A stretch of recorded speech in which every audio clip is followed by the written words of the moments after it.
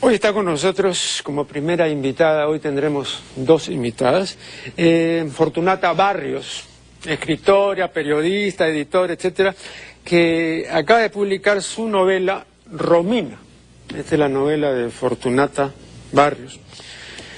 Vamos a conversar pues sobre esta primera novela de nuestra invitada. Le damos la más cordial bienvenida. Gracias, Marco Aurelio, por la invitación. Te da mi impresión general, ¿no? Mi impresión general es que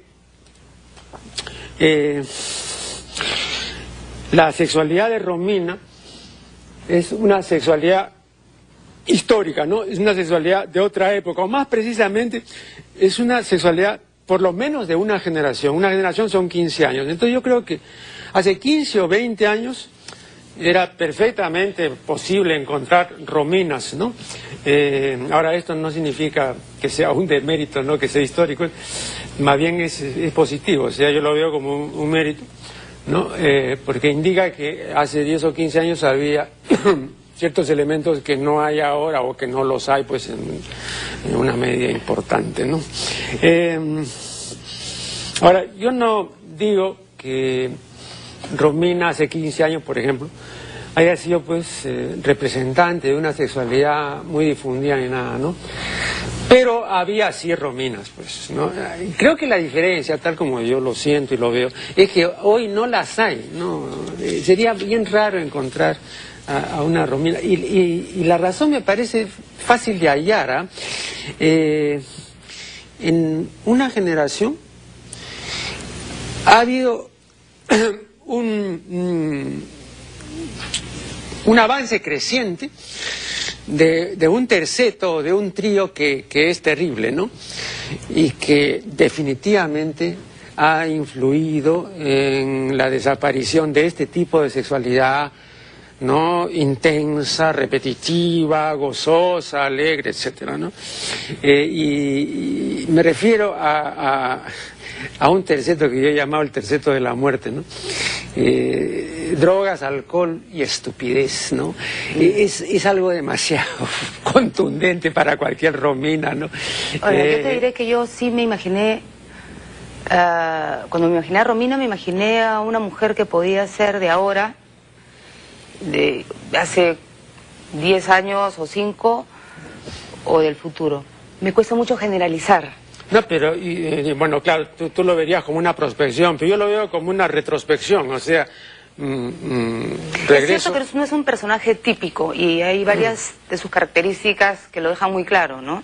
Está bien, pero podía tener mayor posibilidad de ser típico hace una generación. Ahora la tildarían, pues, bueno, impropiamente, ¿no? De ninfómana o de come hombres o cualquier idea. Bueno, sí, se presta eso y ya me ha sucedido, pero también me ha sucedido que hay muchas mujeres que se identifican con ella. He recibido múltiples mensajes, claro, de pronto no serán las mujeres típicas de la época. O realmente. Porque una cosa es, digamos, yo quisiera ser como, o yo tengo la posibilidad de comportarme así, pero en los hechos no. Yo no, claro, no puedo saber si en los hechos. No, pero más o menos, ¿no? Pero me da la impresión de que sí se produce, sí hay un fenómeno de identificación posible entre este personaje y mujeres de hoy, que probablemente no sean las típicas mujeres de hoy, incluso con algunos hombres también, ¿no? Además, esas mujeres no tienen que ser necesariamente la pituca de Lima, porque Romina es una pituquita. A mí me parece que lo que le pasa le puede pasar a una chica cualquiera. Pero menos a una mujer del pueblo. Ahí sí. No, no hay Rominas en el pueblo. Ahí sí, ¿no? ¿Por qué eso sí lo he podido comprobar. Porque he indagado y he conversado de esto con muchas personas entendidas en el asunto sexológico y además en otros asuntos, ¿no? Y me dice, por ejemplo, hay una serie de cosas de pauta que son de pueblo que no son concebibles en una Romina de clase media o de clase alta. ¿Pero qué le llama pueblo a...? No, digamos, la clase popular, digamos, sí. Hablemos pues de los barrios marginales, etcétera, ¿no? E incluso, digamos, hay pueblo también pues en ciertos barrios de clase media, tirando para clase media baja, ¿no? Pero, por ejemplo, en el pueblo, las parejas no se besan en la boca. Y eso es característico de la sierra también. Esa es una práctica de la sierra. Entonces es difícil conseguir una romina, ¿no es cierto? Que acá tiene, pues le da la lengua un trabajo enorme. Entonces, sin que se besen en la boca, ¿no? Entonces, y luego la verbalización de las complacencias. Yo no sé, pero en la Lima mestiza yo no estaría tan segura de lo que tú dices. Si hablamos de la sexualidad andina, que tampoco la he estudiado ni conozco a profundidad, sí podría estar más de acuerdo contigo, ¿no? Pero ahora estamos andinizados, pues ahora, pero, digamos, imagínate tú la cantidad de andinizados. No, ahora ya Lima no es pues lo que era hace un par de generaciones, ¿no? Es decir, claro, la heterogeneidad poblacional ahora es evidente, ¿no? Hablando de lo de la boca, la premisa del libro, ¿no? Y con lo que ella despierta y que además es el impulso de la narración, es la importancia del beso. Que ella descubre. No, pero eso no existe en el pueblo. No, la importancia del beso, eso no existe. No, y además el beso, porque yo tengo un escrito sobre el beso, además el beso ha conocido épocas, ¿no? Y el beso inicialmente, si hemos de creer a los etólogos, yo les creo en este caso, fue, digamos, un producto de la alimentación de boca a boca que se practica en una serie de pueblos primitivos. ¿Tú estás de acuerdo con lo que digo yo ahí, que el beso es la única... Es la única faceta del sexo en el que no puede uno complacerse a sí mismo, en la que uno no puede complacerse a sí mismo? Es decir, es algo solamente ahí necesita uno a otro verdaderamente. Yo cuando me he ocupado de este asunto, he llegado a compartir las opiniones y los estudios, también los planteamientos, ¿no?, de varios investigadores que, por ejemplo, Roberto Novoa Santos, ¿no?, para mencionarte a uno, y luego para mencionarte a un gran amador como Casanova, que decía lo mismo, ¿no? El beso es el intento, ¿no?, antropofágico de comernos al otro, no en el sentido metafórico cuando se dice voy a comerme a esa hembrita, etcétera, ¿no?, o a la hembrita dice voy a comerme al fulano, sino en un sentido real, digamos, de manducación, ¿no? Entonces, y que se ve las expresiones inocentes que dicen la madre a sus hijos, a sus pequeños hijos, te voy a comer a besos, ¿no?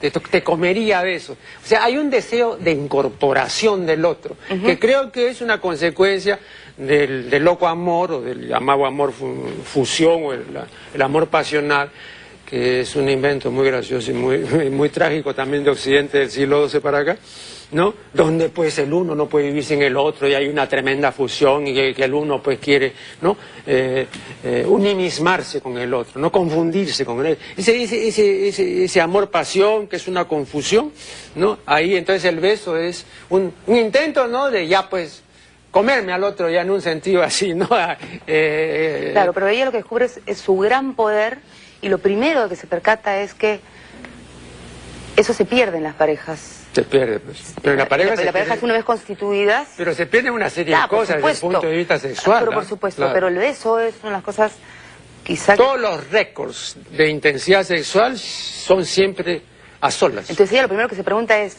caramba, para ser fiel, ¿tengo que renunciar a esto?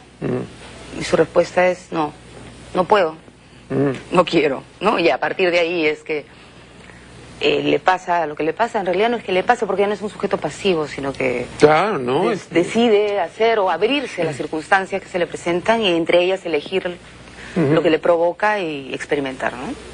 Claro, repito, también hay otro problema, digamos, para la mujer término medio, ¿no? Que por lo menos no es Romina, pues es una mujer término medio, ¿no?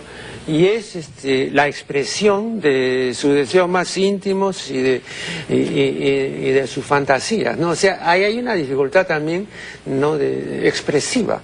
O sea, la mujer no puede verbalizar fácilmente. Ese es otro problema. ¿Te parece a ti? Sí, a mí me parece, porque siempre he encontrado eso en la mujer. ¿Pero te refieres a las conversaciones cotidianas o a la escritura? No. Si tú has estudiado seguramente amigas, conocidas, sí, claro, en fin, Hay una dificultad real que muchos hombres no tienen. No digo tampoco todos los hombres puedan hacerlo, no. Porque el hombre en eso es tan torpe quizá como la mujer. El hombre en ese sentido sexual no es ningún paradigma, ¿no? No. Pero creo que hay un problema, digamos... Fíjate que otra vez, qué gracioso, discrepo, porque siempre me ha parecido que las mujeres tenemos mucha más facilidad y somos más dadas a conversar de estas cosas. Entre ustedes. Sí. Claro. Y también con algunos hombres, que tienen que ser un poco mujeres, pero hablar de estas cosas abiertamente y mucho más que los hombres. Los hombres creo que no pasan del me tiré a fulana, me tiré a mengana. Eso que acaba de decir es curioso, ¿no? Porque, y ese es un testimonio así de muchísimas personas y de opinión respetable, y es la facilidad que tienen las mujeres de comunicarse con los gays. Es mucho más fácil comunicarse con... Cuando te he dicho mujeres, hombres que son un poco mujeres, no me refería a gays, fíjate. Me refiero, y a eso también se refiere Romina en algún momento de la novela. Hay hombres que son un poco mujeres. Y ella dice, esos son los mejores en la cama, los que pueden ser un poco mujeres. No. Y esos que son un poco mujeres son también con los que se puede conversar, así como uno conversa. No, pero esa es una observación, esa es una observación que concierne a algo que sí se ha observado, yo también lo he dicho, en relación con la creación, no solamente con el sexo. Todos los grandes creadores, digamos, pues, un Shakespeare, un Víctor Hugo, etcétera, o modernamente, que te digo yo, Alberto Moravia, etcétera, todos son andrógenos. No hay nadie, ninguno de estos grandes, que sea solamente mujer, solamente hombre. Eso está absolutamente ya aclarado, ¿eh? O sea, la gran creación es andrógena necesariamente. Tú no puedes imaginarte, a la prostituta, a la romana de Moravia, ¿no? ¿Cómo ha podido él interpretar a esa prostituta siendo hombre? Porque es andrógeno. Vamos a hacer acá una primera pausa y ya regresaremos. Estamos dialogando con Fortunata Barrios acerca de su novela Romina. Aquí en la página 13, Romina se expresa como sigue. Me estaría pasando con el sexo lo mismo que a veces me sucedía con la comida o con el sueño. O sea que a más horas de sueño, más sueño. Y a más comida, más hambre. Te paso las dos siguientes noticias. Esto es lo que el poeta y pintor inglés William Blake llamaba el camino del exceso. Y él decía, me parece con justa razón, que el camino del exceso, textual, el camino del exceso conduce al palacio de la sabiduría, porque nunca se sabe lo que es bastante si antes no se sabe lo que es más que bastante, ¿no? Y por otra parte, la sexóloga norteamericana Mary Jane Sherfin se expresa como sigue en su libro muy interesante que se titula Naturaleza y evolución de la sexualidad femenina. Pues yo digo, tú sin haber leído esto, no sencillamente has repetido o has más o menos dado a entender lo mismo que expresa ya muy claramente esta sexóloga. Dice, cuantos más orgasmos tenga la mujer, tanto más intensos serán los orgasmos que tenga. Y cuantos más orgasmos tenga, tantos más podrá tener. Sherfin cree que la mujer es inepta para la saciación del deseo. Pero que llega un momento en que no puede continuar. No porque no quiera, sino porque está agotada, está exhausta. Y esta es una situación particular que Sherfin llama la saciedad en la insaciedad. O sea, está aparentemente saciada porque ya no puede más, pues, ¿no? Pero si pudiera, ya seguiría, ¿no? O sea, en realidad... Podemos decir que se le quita el hambre, pero no el apetito. Sí, o sea, en realidad es imparable, ¿no? Según ella, ¿no? Y ella dice que deben hacerse más estudios al respecto y está súper convencida, etc. Bien, entonces yo creo que esto es así, pero no corresponde a una muestra extensa de mujeres, me parece, ¿no? Esta es quizá pues una variedad femenina que yo la veo perfectamente normal, quizá más normal incluso que la otra variedad, la mujer casada, con familia y todo eso, pero que no sería pues estadísticamente significativa. No, absolutamente. Romina es una mujer predispuesta para el placer. Es más, el libro comienza con un acto sexual sin mayor preámbulo, sin mayor calentamiento.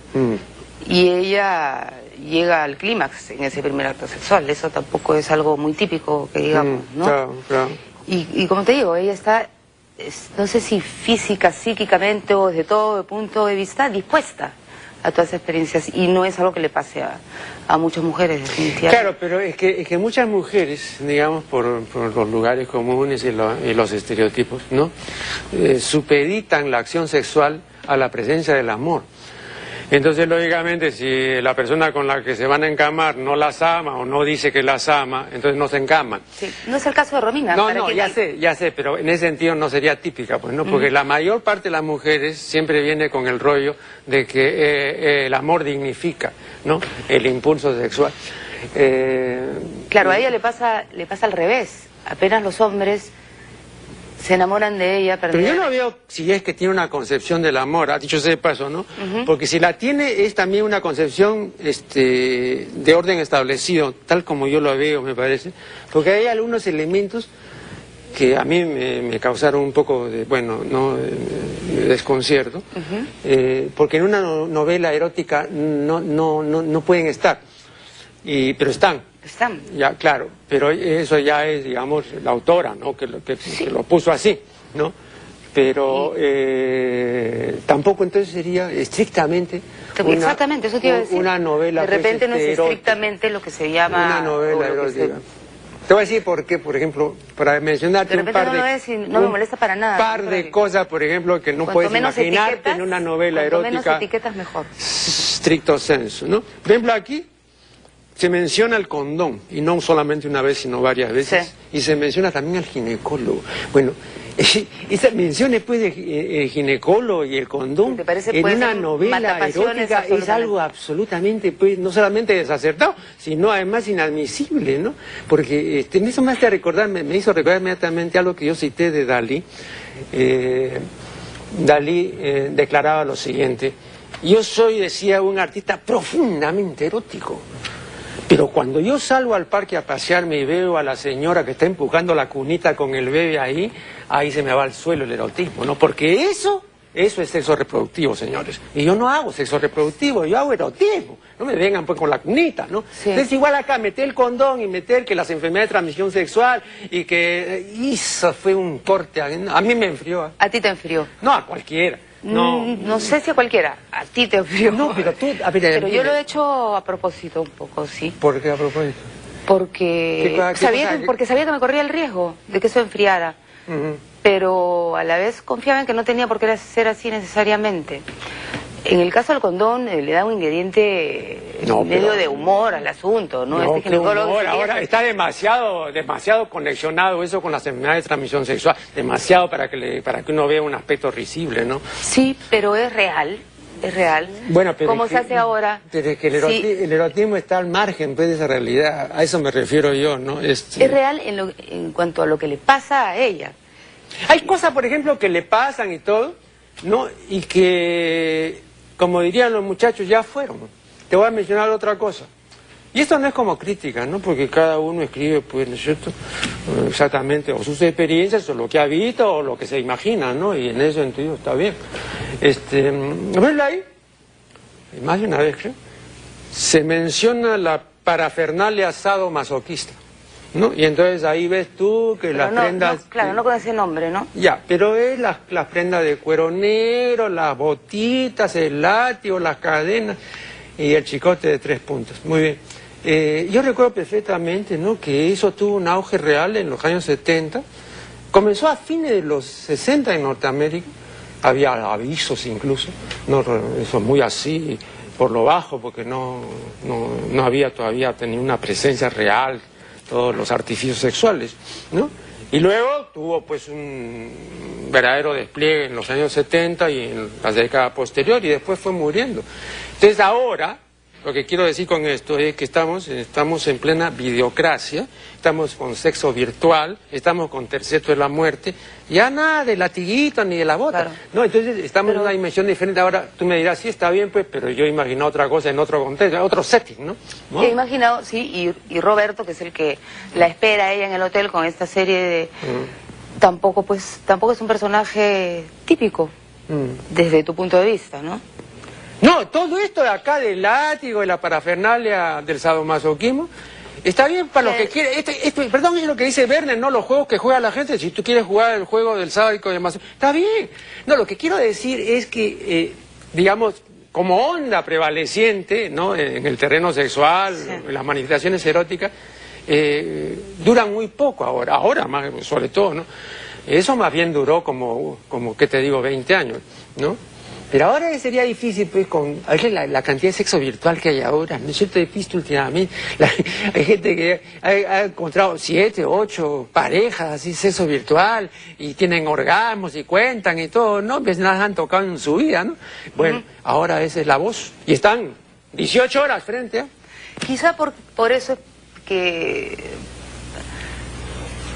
a la gente le está gustando leer lo que le pasa a ella. Porque se da cuenta de que le puede pasar.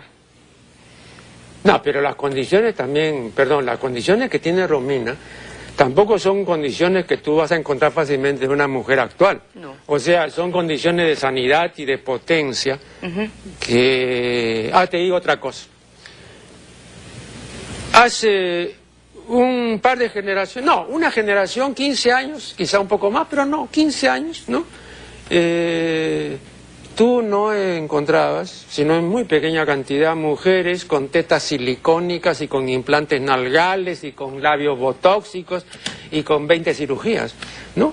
Y no te puedo ni imaginar, yo no podía imaginar a Romina, ¿no es cierto?, con todo eso.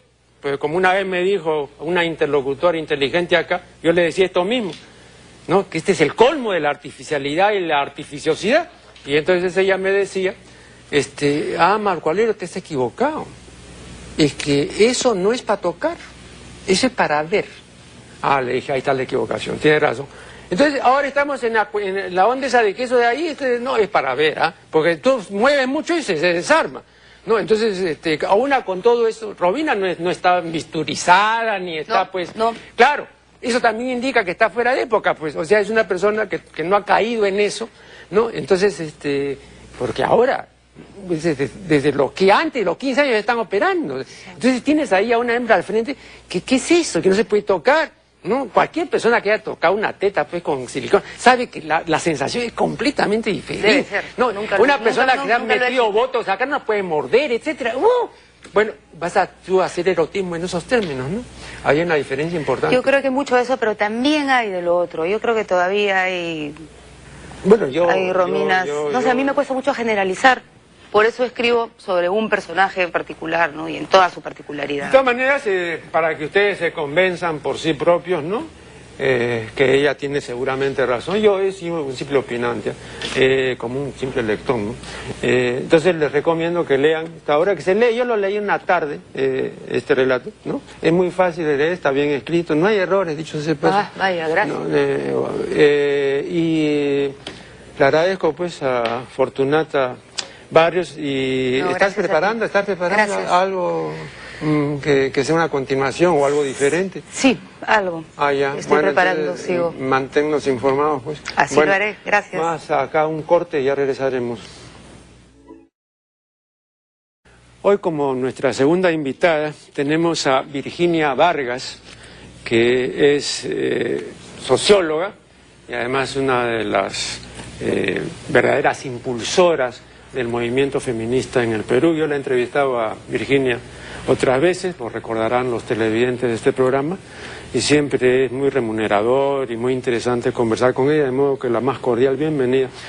Y vamos a hablar sobre algunos puntos relacionados con la mujer. Fíjate, en 1928, la escritora inglesa Virginia Woolf dio una serie de conferencias sobre la mujer y la novela, ¿no?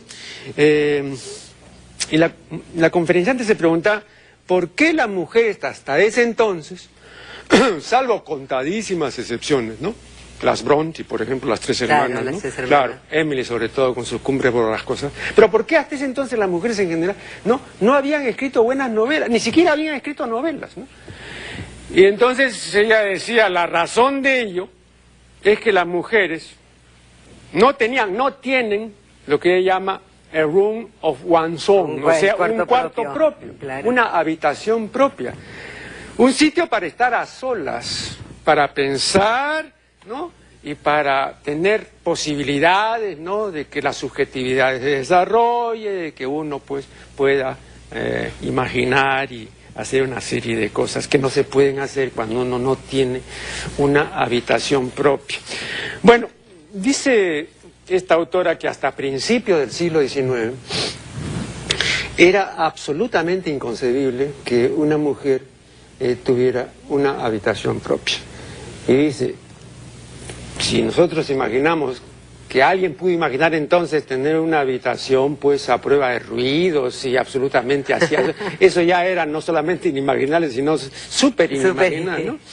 Ahora bueno, yo digo, desde esa época transcurrió un buen tiempo, ¿no? Y desde esa época en que Virginia Woolf expuso estas consideraciones que me parecen tan pertinentes y oportunas, ¿no? Me da la impresión, tú me dirás si es así o no, que no hemos avanzado gran cosa en este asunto de la habitación propia para las mujeres, ¿no?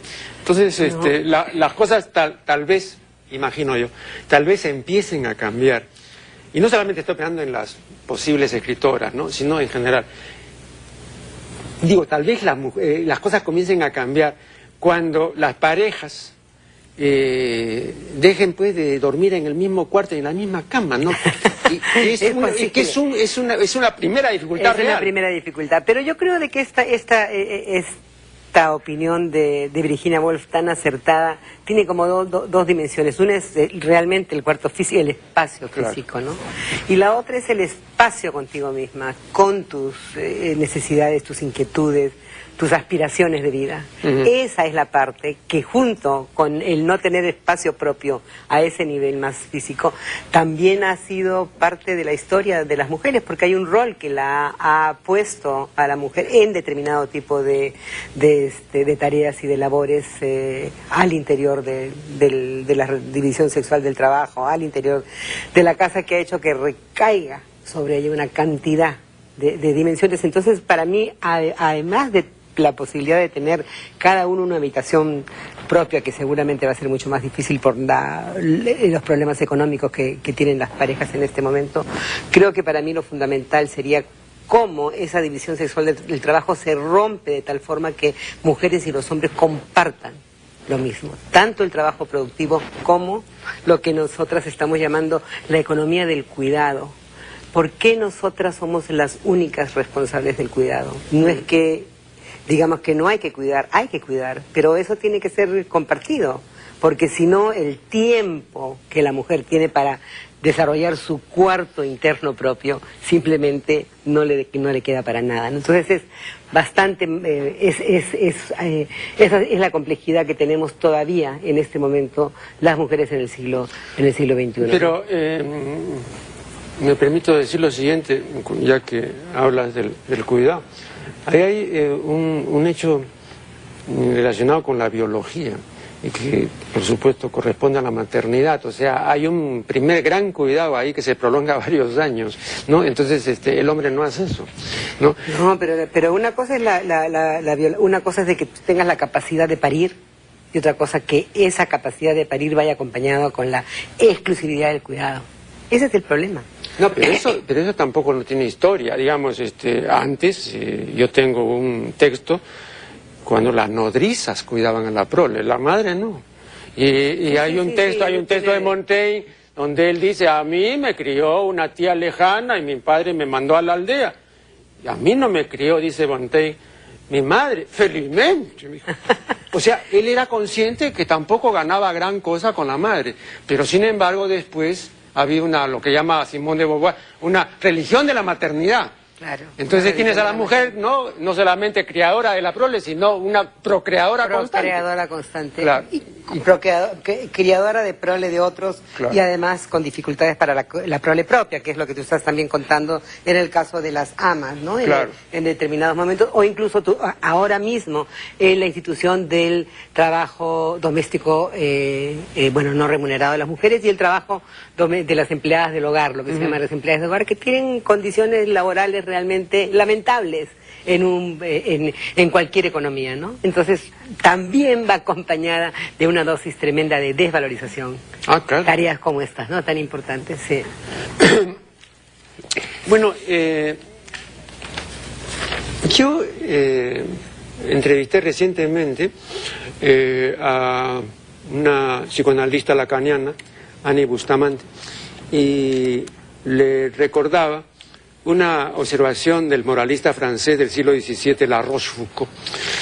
Y La Rochefoucauld, hablando del amor y de la amistad, dice que el amor y la amistad comparten un hecho común, que es el de su rareza, pero con una salvedad, que la rareza del amor es una rareza ordinaria, pero la rareza de la amistad es extraordinaria. Y entonces, dice La Rochefoucauld, llegamos a la conclusión de que el verdadero amor es ordinariamente raro, pero la verdadera amistad es extraordinariamente rara. Bien, yo te menciono esto porque si uno ve bien las cosas, ¿no? Bueno, y si tú ajustas las cuerdas, lógicamente, lo que sea auténtico, valioso, verdadero, será pues necesariamente escaso, ¿no? Entonces no podríamos hablar de que abunda, ¿no? Pero, por otra parte, hay muchos autores que dicen que en la relación de pareja una cosa tampoco no puede ir con la otra. Entonces la relación de amantes es incompatible con el hecho de que tú puedas tener a tu amante como amiga. Como amiga o sí, como amigo. Claro, y ese es un principio también de desarmonía, porque entonces tú no compartes con la mujer, o la mujer no comparte con el varón, ¿no? Cosas que sí comparte con la amiga o con el amigo. Entonces, y esa que no comparte se llama confidencia. O sea, nadie le va a hacer la confidencia a la pareja, pero sí a la amiga íntima. Y quizás algunas cosas se hagan en confidencia con la amiga íntima y otras no, porque siempre tienen otro tipo de calibre, por decirlo de alguna forma. Y yo creo que además, no sé si a estas alturas de mi vida yo podría generalizar. Yo he tenido varias relaciones de pareja, cada una de ellas valiosa en su momento. Y con las limitaciones que me llevaron a simplemente separarme, ¿no?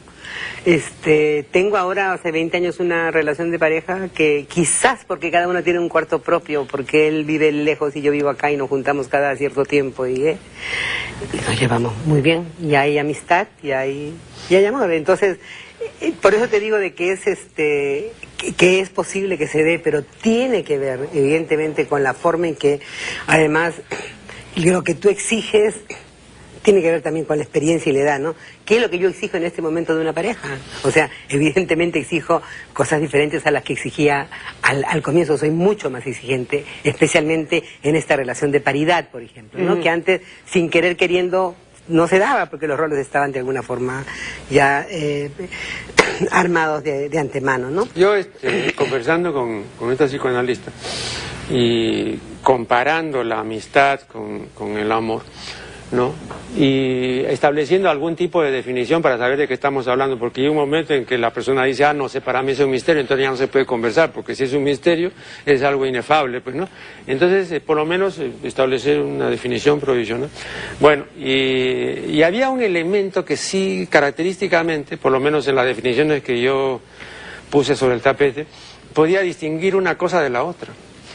Y es que la amistad, la llamada verdadera amistad, no es interesada, y el amor sí. Isidora Danca, la gran bailarina, que fue una mujer especial, de primer calibre, claro. Ella decía, yo no veo nada de admirable en el amor de madre, me parece voraz, posesivo, exclusivista, a mí no me parece nada extraordinario. Y lo decía alguien que había sido madre, ¿no? Entonces, y luego también las cosas muy atinadas que ha escrito sobre el particular toda la corriente, digamos así, contestataria del feminismo, ¿no? Acerca de la maternidad. Claro. Entonces, perdón, pero me están acá indicando que debemos hacer un corte y lo haremos. Estamos dialogando, la recta final con Virginia Vargas. Aquí tengo un texto relativo a la violencia contra la mujer, ¿no? Dice que la violencia engendra la violencia, está demostrado con datos.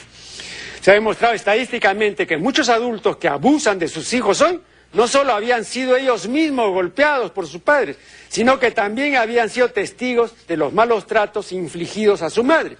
De esta manera, el niño testigo de la violencia tendrá tendencia a usarla como medio de control social en su madurez. Por tanto, tenemos que aceptar la triste, pero real posibilidad de que muchos de los niños que hoy serán, que mañana serán adultos, no, serán también adultos abusivos. Un comentario sobre esto.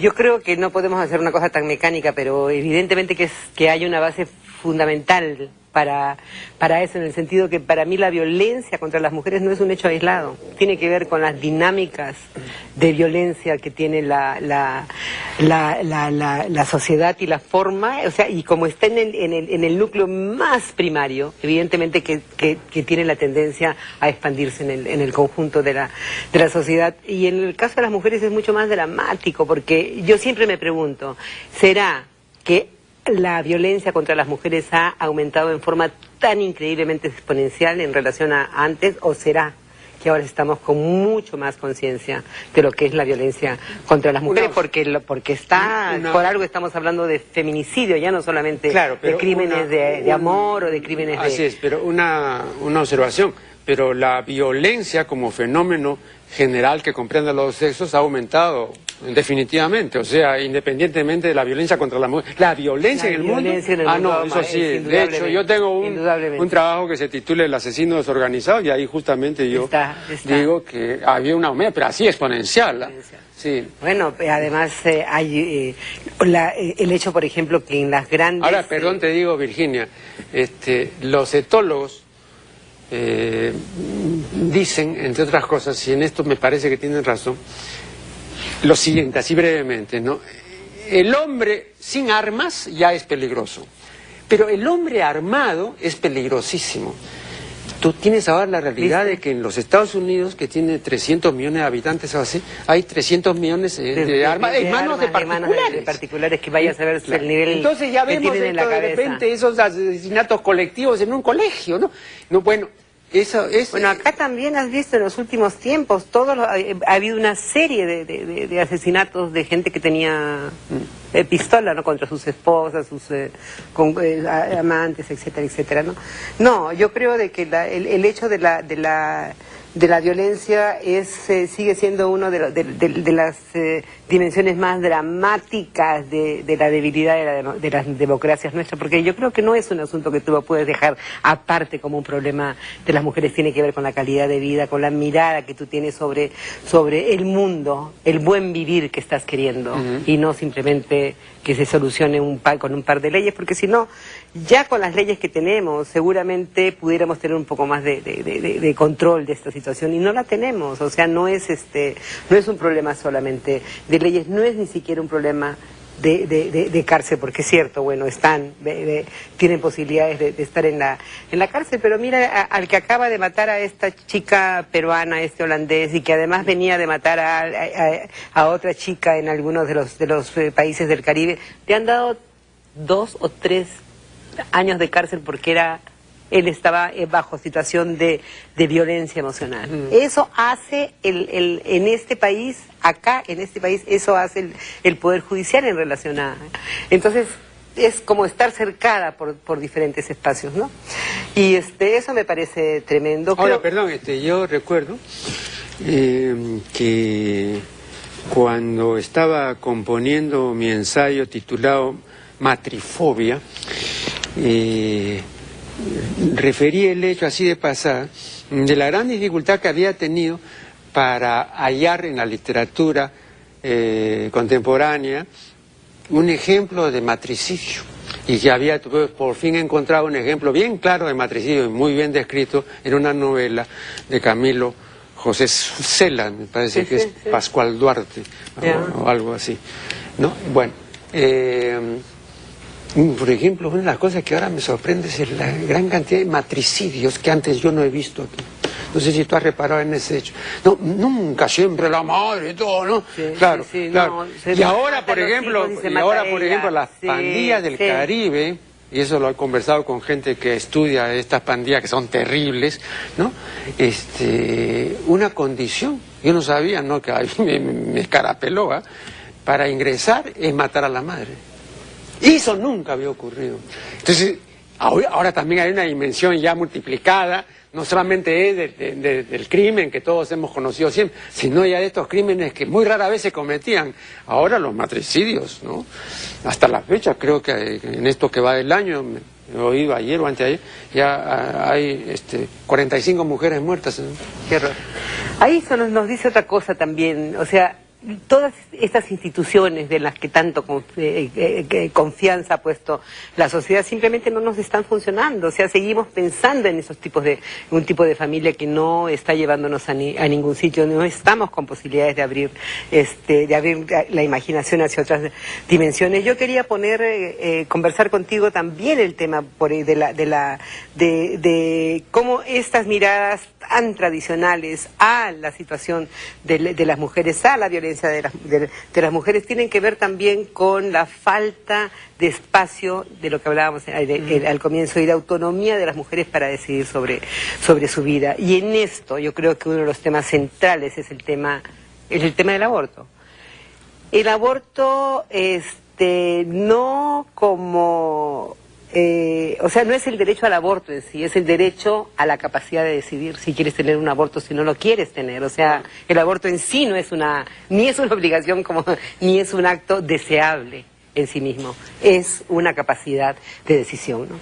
En este momento hay avances importantes. En la Comisión Revisora del Código Penal están tratando de poner 2 casos más para despenalización del aborto, que es el de la malformación genética y, increíblemente recién, el de la violación, que no está considerado, ¿no?